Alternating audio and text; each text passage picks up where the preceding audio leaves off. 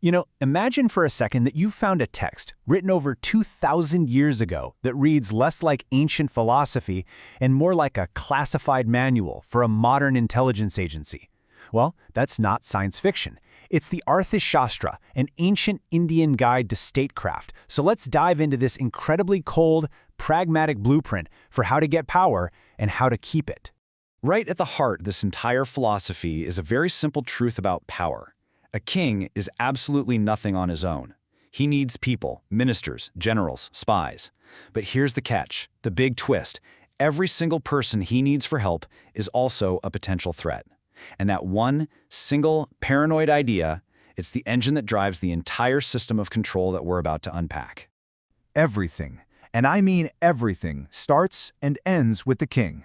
But don't picture some guy just enjoying the perks of the job. No, this is a man who is basically a prisoner of his own throne, the chief architect of an empire built entirely on information. Even the name, Arthashastra, tells you pretty much everything you need to know. It's not about achieving enlightenment or being a good person. It literally translates to something like the science of material gain. This thing is a cold-blooded, practical handbook. Its only goal is the survival and the growth of the state, which, of course, means the survival of the king. Look at this. This isn't just a daily schedule. It's a fortress built out of time. The king's entire day is chopped up, with every moment dedicated to running the state and, more importantly, watching his back. You'll notice intelligence is everywhere, reviewing reports in the morning, meeting with spies late at night. Even his sleep is a strategic move, guarded, and then, bam, ended by trumpets. This isn't really a life. It's more like running a 24/7 command center. So why? Why live with this obsessive, nonstop routine? Well, it's because the Arthashastra works from one single core assumption. Threats are absolutely everywhere all the time. And the most dangerous ones? They aren't on some distant battlefield. They're right there, in your own court. Okay, so because of that constant threat, you need the first layer of defense. And it's not a wall or an army. It's a web of suspicion, carefully woven around the king's closest advisors, his own ministers. In this system, trust is a liability. It's actually a weakness. The whole idea is that anyone who has power is a potential rival. So loyalty is never, ever just assumed. It has to be proven, and not just once, but over and over again, through these incredibly elaborate and secret tests.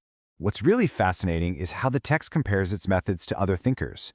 You had some, like this guy Vizalaksha, who basically advised a form of blackmail. Hire flawed people so you always have something on them. But the Arthashastra, it argues for a much more cunning approach.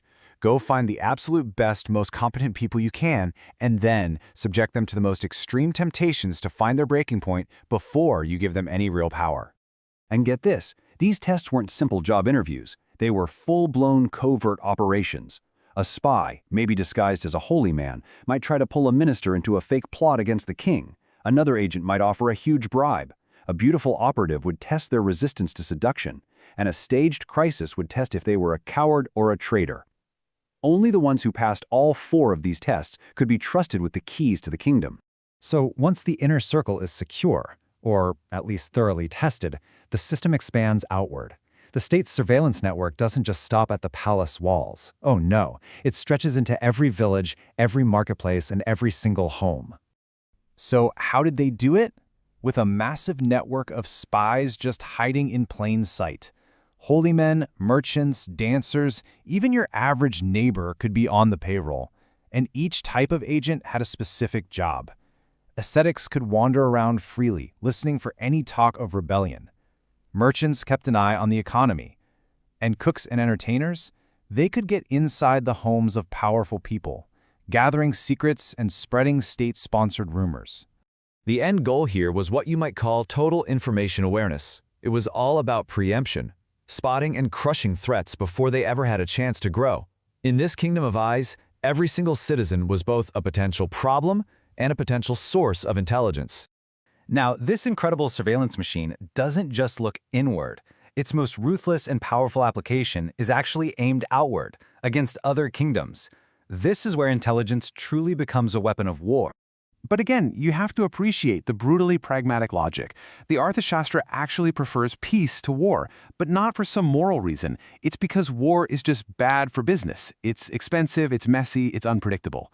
It's so much better to get what you want without ever having to send an army onto the field.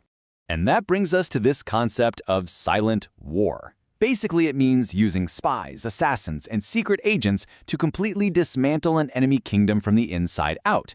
Why on earth would you fight their army when you can just turn their own leaders against each other, wreck their economy, and crush their morale? And the text gets shockingly specific with its tactics. I mean, this quote right here is basically detailing a classic honeypot operation from 2,000 years ago. By sending in agents to seduce enemy officials, the state could literally weaponize love and lust, creating jealousy and chaos that could paralyze a rival government. These three words? That's the entire foreign policy doctrine right there. You send in your spies to infiltrate their courts. You use money, pleasure, whatever it takes to corrupt their officials. And you sow seeds of chaos to destabilize their entire state until it's ripe for the picking. It's warfare fought in whispers and shadows.